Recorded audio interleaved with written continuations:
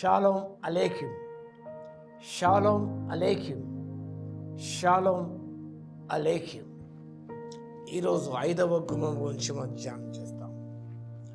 నెహెమ్యా గ్రంథం 3వ అధ్యాయము 14వ వచనం. పెంట గుమ్మము, డంగ్ గేట్, పెంట గుమ్మము. It symbolize a need for cleansing.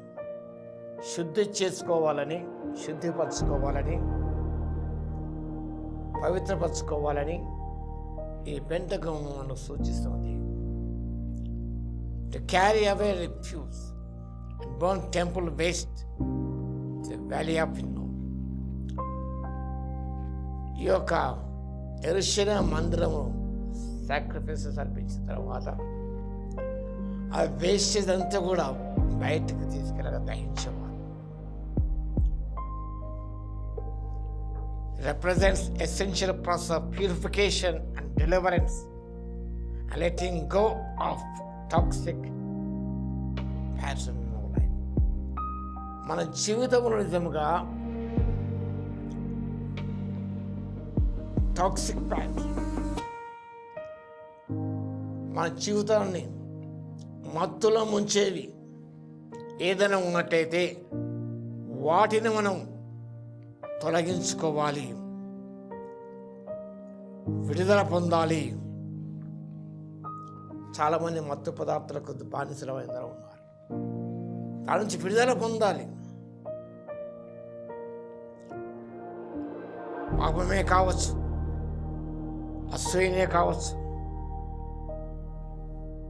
వీటన్ని తొలగించుకోవటం, maintain holiness.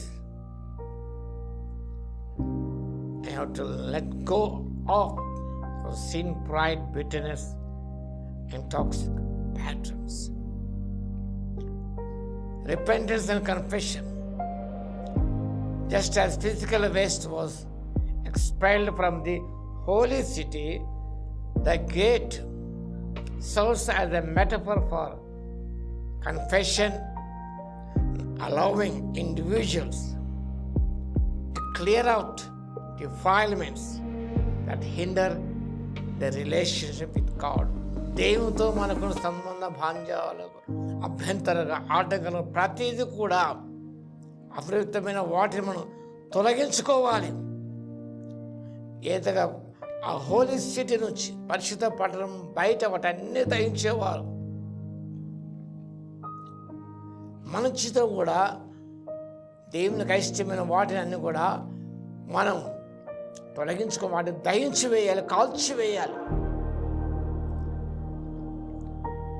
The discipline of removal highlights spiritual growth is not always about addition but often about subtraction. ఆత్మీయంగా ఎదగాలంటే it's not always about addition, కలుపుకోవడం మాత్రమే కాదు, add చేసుకోవడం కాదు మన జీవితంలో మంచి విషయాలు. There must be subtractions in our life.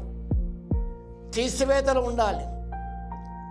నీలో నుండి తీసివేయి, మధ్య నుండి తీసివేయండి. విగ్రహాలే కానీ దేని కష్టమా తీసివేయాలి, సబ్స్ట్రాక్ట్, తొలగించుకోవాలి. అప్పుడే కానీ ఆత్మీయంగా మనం ఎదగగలం. పాత జీవితంలోని వాటి అన్నిటిని మనం తొలగించుకోవాలి. సెల్ఫిష్ అంబిషియస్ మోటివ్స్, వీటన్ని మనం తొలగించుకున్నప్పుడే ఆత్మీయంగా ఎదుగుతాము. ఈ యొక్క పెంట గుమ్మ చాలా చిన్నగా ఉండేది. The gate was smaller one, చాలా తక్కువ హైట్లో ఉండేది.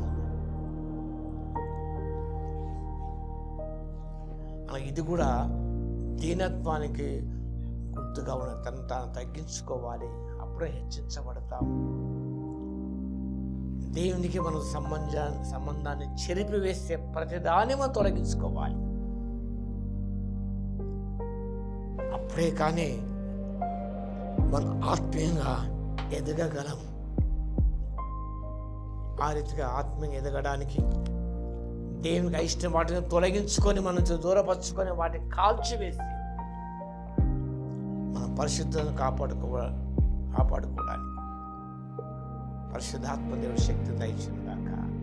స్తుతికి పాత్ర మహోన్నతానికి స్తోత్రం తండ్రి. పెంటకు నేర్పిస్తున్న ఆత్మీయ పాఠాలను నేర్చుకున్న మా ప్రభువా, ఆ వేస్టేజ్ మాలో ఎంత ఉన్నదో ప్రభువా వారు గ్రహించుకుని మా తండ్రి, ఆ వ్యర్థమైన వాటిని పరిశుద్ధ అగ్నితో కాల్చివేయబడిన వారు పవిత్రంగా పరిశుద్ధంగా ఎదుగుతూ ముందుకు సాగుతూ ఆత్మ సహాయత దయచేవలసిగా విజ్ఞాపన చేస్తూ మా ప్రభును రక్షకుడైన యేసుక్రీస్తు పేరిట ప్రార్థించి వేడుకొచ్చున్నాము తండ్రి. ఆమేన్.